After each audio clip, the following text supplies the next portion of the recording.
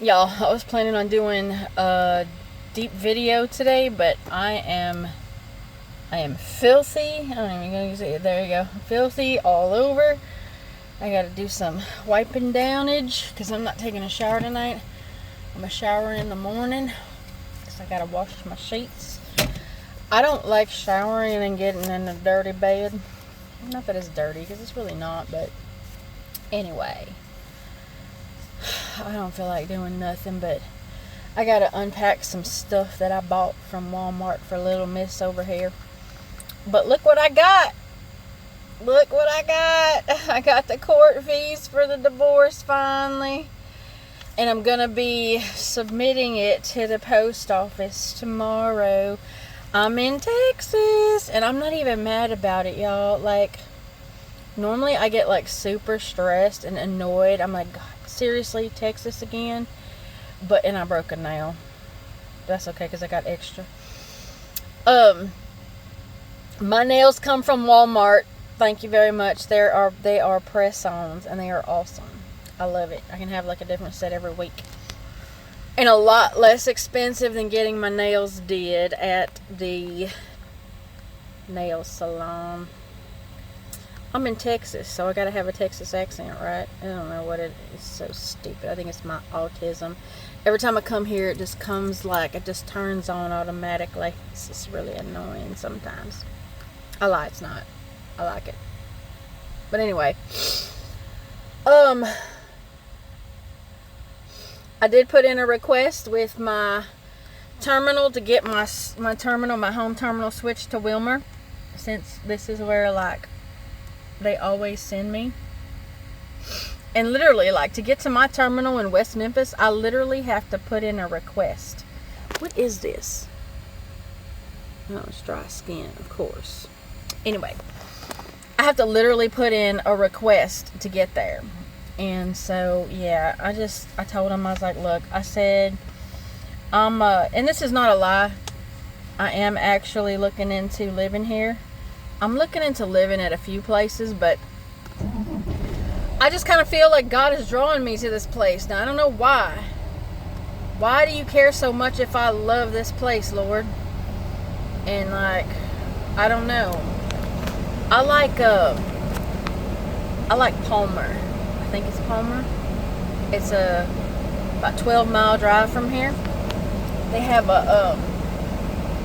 I looked into it the last time I was here because I'm like, really, Lord, is this where you want me to go? Okay, let me look into it. I looked into apartments and I also looked into RV parks. They have a long stay RV park there. But anyway,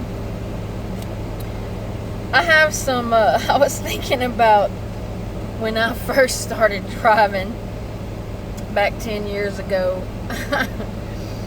So in Texas, they have these way stations.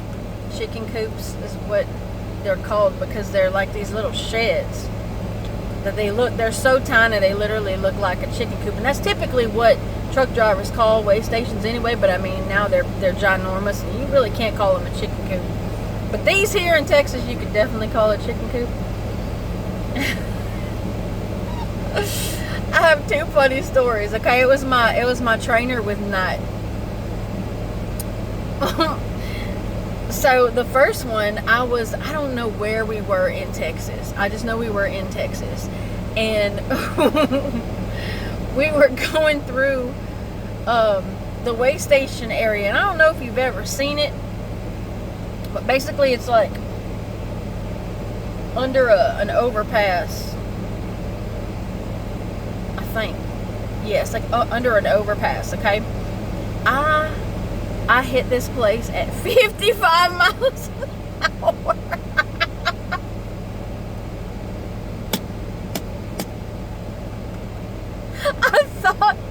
I thought it was an entrance ramp. I was like,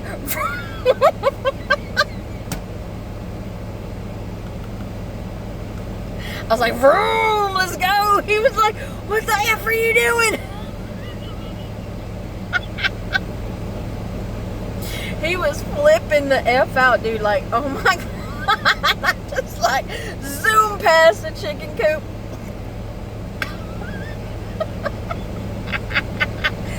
55 miles an hour. Thank the Lord Jesus, it was closed.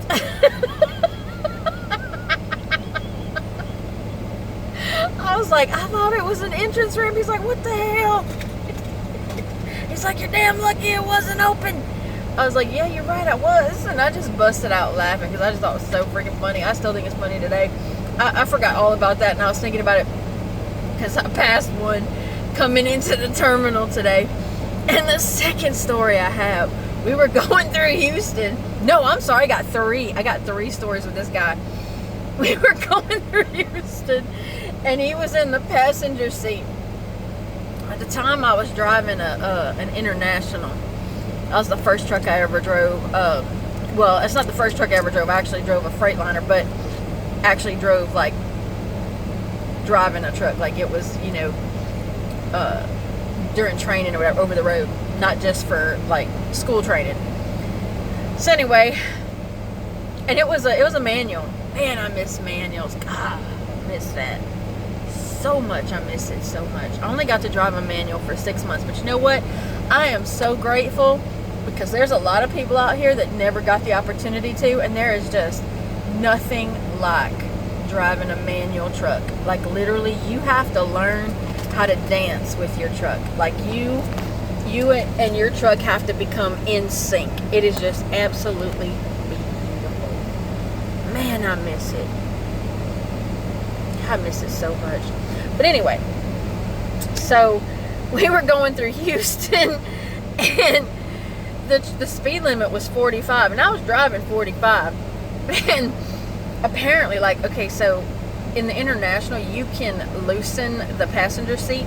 You can't, I don't think you can do it in the Freightliners. But anyway, apparently his seat was loose. And we were hitting all kinds of, like, it was through a construction zone, naturally. And we were hitting all kinds of bumps and stuff. This dude's like freaking out. He's like, oh my God, oh my God. He was cussing and hollering, just like, literally like he was riding a bucking Bronco. Dude, I could not contain my laughter, dude. He was so pissed off. That dude kept trying to get in my pants, so he deserved it. But it was so funny. He was so mad. Oh my God. The seat was just like, the seat was loose this way and this way. So it was just like this. Oh my gosh, that was freaking hilarious. And then the third time, I can't remember where. It might have been I-20 through Shreveport.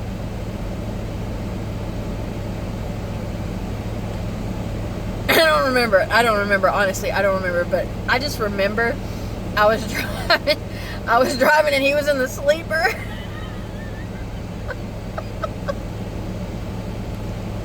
And I hit this massive bump, like going like 65 miles an hour. And this dude flew out the seat and slammed up against the top of the sleeper. Dude was so flipping mad. I'm like, dude, I didn't do it on purpose. What the hell?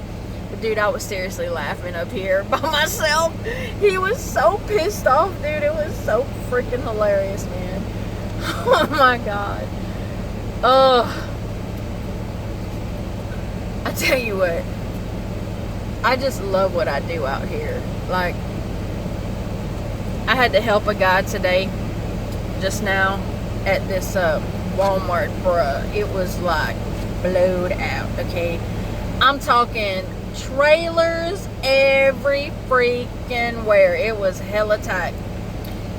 And this poor guy, he had backed his truck under, and I don't know why.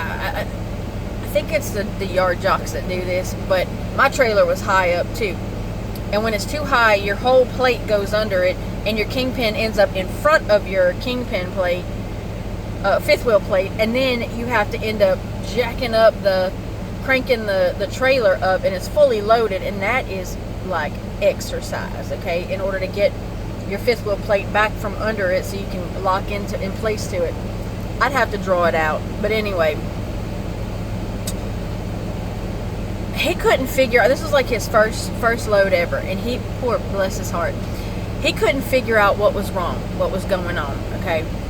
And I sat there and I watched him. I don't ever just jump to help people, because especially I'm a female and he was a man, and I don't just jump to help them because it's not very well received out here, if you know what I mean. So anyway, I gave him a few minutes, and I was like, I just felt the Holy Spirit, see if he needs help. And I was like, okay. So I jumped out. I was like, hey, you need some help? He was like, yeah.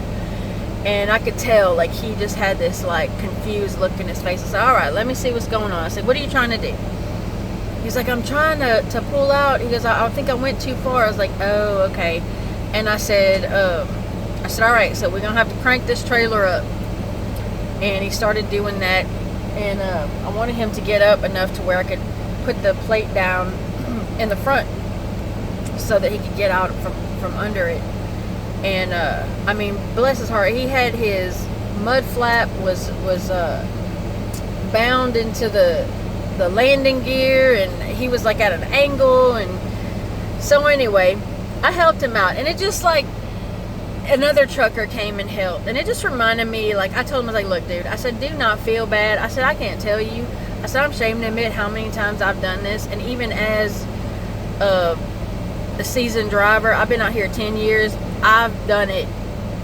By the grace of God, we have air dumps, our airbags, we can dump them so we can get out from under that situation. Like today, I did it right after I helped him. I did it, and I was able to lower my suspension and get out from under it, no problem. I was like, oh, here we go, I gotta crank another trailer. But anyway, I told him, I was like, dude, don't feel bad.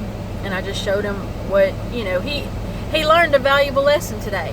And now he knows if that ever happens again. I told him, I was like, look, I said, you're going to get used to what it looks like when your trailer's too high and you won't back up under it like that.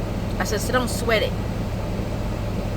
And it felt good. And it just brought me back to when I first started, and I just sit back and I think how far I've come.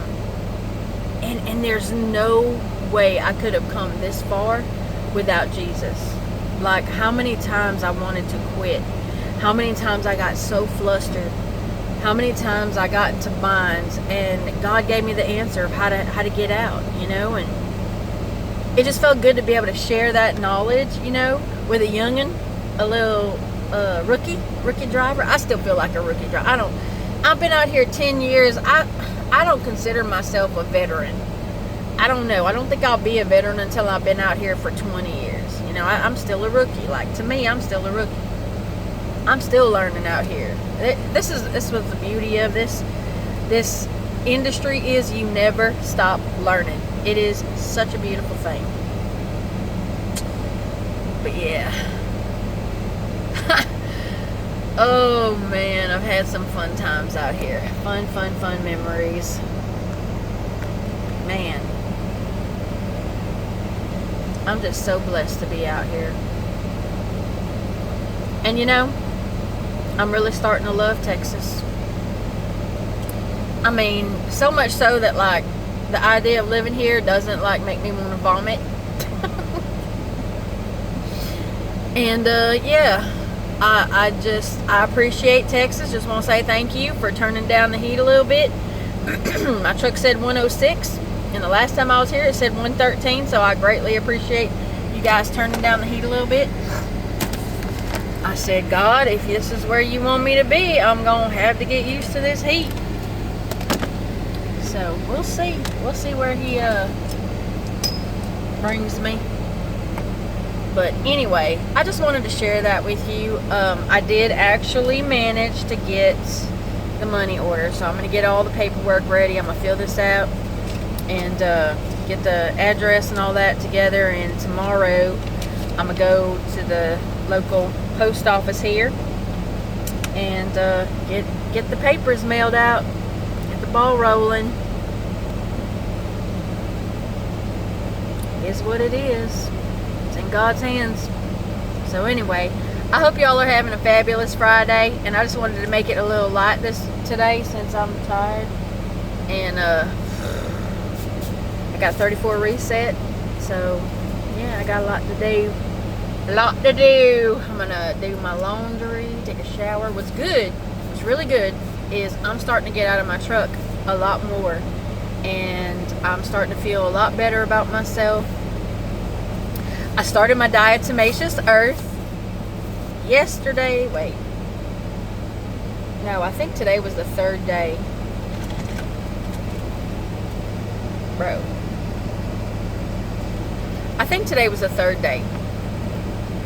Anyway, I do a tablespoon I fast. I'm doing intermittent fasting, so I don't eat until noon.